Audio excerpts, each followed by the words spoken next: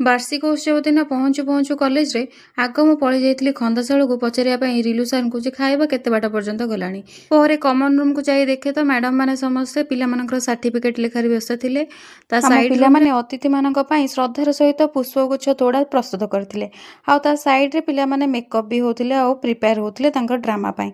ତ ମୁଁ ସେଠି ଯାଇ ପିଲାମାନଙ୍କୁ ଟିକେ ହେଲ୍ପ କରିଥିଲି, କାହାକୁ ଆଇଲାଇନର କାହାକୁ ମସ୍କରା ଏଇସବୁ ଲଗାଇବାରେ ହେଲ୍ପ ଟିକେ କରିଥିଲି। ତାପରେ ମୁଁ ପଳେଇ ଆସିଲି, ଆମର ଯେହେତୁ ଲଞ୍ଚ ଆୱାର ହେଇଯାଇଥିଲା, ଦେଖିବା ପାଇଁ ଆସିଥିଲି ଯେ ପିଲାମାନେ ସମସ୍ତେ ଖାଇଲେ କି ନାହିଁ।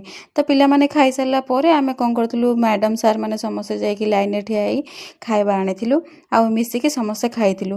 ଆଉ ସେଦିନ ଆମର ବହୁତ ସାରା ଆଇଟମ୍ ହେଇଥିଲା, ଯେମିତିକି ଭାତ, ଡାଲି, ଭଜା, ତାପରେ ଘାଣ୍ଟ ହେଇଥିଲା ଆଉ ଖଟା ବି ମଧ୍ୟ ହେଇଥିଲା। ଏମିତି ବହୁତ ସାରା ଆଇଟମ୍ ଆଉ ବହୁତ ବଢ଼ିଆ ବି ଖାଇବା ହେଇଥିଲା, ଯେଉଁଟାକି ବହୁତ ବଢ଼ିଆ ଲାଗିଲା। ତ ଯେହେତୁ ଆମର କିଛି ଡାଇନିଂ ପରିକା କିଛି ପଡ଼ିନଥିଲା, ଆମେ ସେମିତି ଯାଇକି ସମସ୍ତେ ମିଶିକି ଷ୍ଟାଣ୍ଡିଂ ପୋଜିସନରେ ଠିଆ ହେଇକି ସବୁ ଖାଇଲୁ। ଆଉ ଏଠି ଦେଖିପାରୁଥିବେ ଆମର ମ୍ୟାଡ଼ାମ ସାର୍ ମାନେ ସମସ୍ତେ କେମିତି ସେ ପହନ୍ତି ଉପରେ ସମସ୍ତେ ଖାଇବା ଥୋଇ ଦେଇକି ଡାଇରେକ୍ଟ ଠିଆ ହେଇକି ଖାଉଛନ୍ତି। ଆଉ ଏଇଟା ଥିଲା ମୋର ଖାଇବା। ପରେ ଆମେ ସମସ୍ତେ ମଞ୍ଚ ନିକଟରେ ଯାଇ ଉପସ୍ଥିତ ହେବା ସହିତ ସେତେବେଳେ ଆମର ଅତିଥିମାନେ ମଧ୍ୟ ଆସି ଆମ କଲେଜ ପରିସର ମଧ୍ୟରେ ପହଞ୍ଚି ଯାଇଥିଲେ। ତାପରେ ସେମାନଙ୍କୁ ରାଜନୀତି ବିଭାଗର ଅଧ୍ୟାପକ ରତନ କୁମାର ଦିଗାଲ ସାର୍ ଅତିଥିମାନଙ୍କୁ ଜଣ ଜଣ କରି ବନ୍ଦନ, ପୂଜନ ଓ ଅଭିବାଦନ ଜଣାଇବା ସହିତ ମଞ୍ଚାସୀନ ହୋଇ ନିଜର ଆସନ ଗ୍ରହଣ କରିବା ପାଇଁକି ଅନୁରୋଧ କରିଥିଲେ।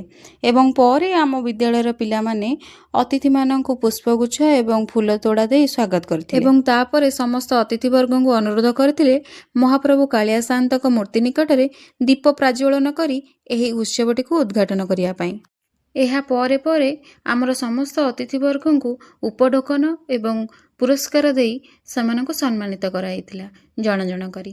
ଯେମିତି ଆଉ ସେଦିନ ମୁଖ୍ୟ ଅତିଥି ଭାବରେ ଶ୍ରୀଯୁକ୍ତ ବେଦଭୂଷଣ, ଯିଏକି ଜିଲ୍ଲାପାଳ କନ୍ଧମାଳର, ସଭାପତି ଭାବରେ ଶ୍ରୀମତୀ ପ୍ରଣୀତା ଦାସ, ଯିଏକି ଉପଜିଲ୍ଲାପାଳ ବାଲିଗୁଡ଼ାର, ଏବଂ ସମ୍ମାନିତ ଅତିଥି ଭାବରେ ଡକ୍ଟର ସିଦ୍ଧାର୍ଥ ଶଙ୍କର ପାଢ଼ୀ, ଯିଏକି ସ୍ୱତନ୍ତ୍ର କାର୍ଯ୍ୟନିର୍ବାହୀ ଅଧିକାରୀ ଭାଷା ପ୍ରତିଷ୍ଠାନ ଓଡ଼ିଶା ସରକାରଙ୍କର, ଏବଂ ମୁଖ୍ୟ ବକ୍ତା ଭାବରେ ଶ୍ରୀଯୁକ୍ତ ସଂଗ୍ରାମ କେଶରୀ ଷଡ଼ଙ୍ଗୀ, ବରିଷ୍ଠ ସାମ୍ବାଦିକ ଏବଂ ସମ୍ପାଦକ ଅର୍ଗସ, ଯେଉଁମାନଙ୍କର ଉପସ୍ଥିତି ସେ ମଞ୍ଚର ଶୋଭା ବଢ଼ାଉଥିଲା। ପରେ ଆମ ପିଲାମାନେ ସ୍ୱାଗତ ସମ୍ବର୍ଦ୍ଧନା ସଙ୍ଗୀତ ଗାନ କରି ଅତିଥିମାନଙ୍କୁ ସ୍ୱାଗତ ଜଣାଇଥିଲେ।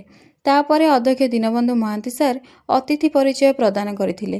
ତାପରେ ସମସ୍ତ ଅତିଥିବର୍ଗ ନିଜ ନିଜର ବକ୍ତବ୍ୟ ଉପସ୍ଥାପନା କରିଥିଲେ। ପ୍ରଥମେ ଜିଲ୍ଲାପାଳ ମହୋଦୟ ନିଜ ଜୀବନ କାହାଣୀ ଉପରେ ବକ୍ତବ୍ୟ ରଖିବା ସହିତ ଜଣେ ଗୁରୁର ଅବଦାନ କେତେ ଯେ ସମାଜ ପାଇଁ ଜରୁରୀ ତାହା ଉପସ୍ଥାପନା କରିବା ସହିତ ପିଲାମାନଙ୍କୁ ପାଠ ପଢ଼ି ଜାତୀୟ ସ୍ତରରେ ଜିଲ୍ଲାର ଗର୍ବ ଆଉ ଗୌରବକୁ ଟେକ ରଖିବା ପାଇଁ ଆହ୍ୱାନ ଦେଇଥିଲେ। ପରେ ଉପଜିଲ୍ଲାପାଳ ମହୋଦୟା ପିଲାମାନେ କିପରି ପ୍ରଶାସନିକ ସେବା ପରୀକ୍ଷାରେ ଉତ୍ତୀର୍ଣ୍ଣ ହେବେ ସେହି ବିଷୟରେ କିଛି ଟିପ୍ସ ଦେଇଥିଲେ।